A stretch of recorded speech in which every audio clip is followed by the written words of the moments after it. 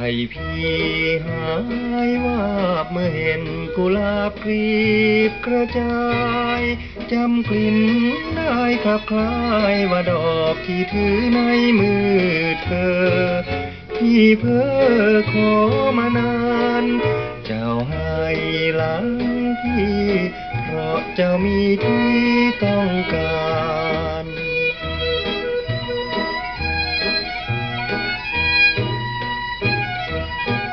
แต่ว่า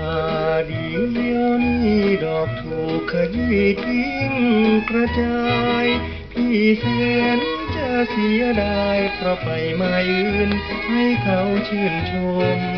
เขาดมเล่นแล้วทิ้งผู้ที่หวังจริงก็เลยต้องยิ่งหัวใจร้า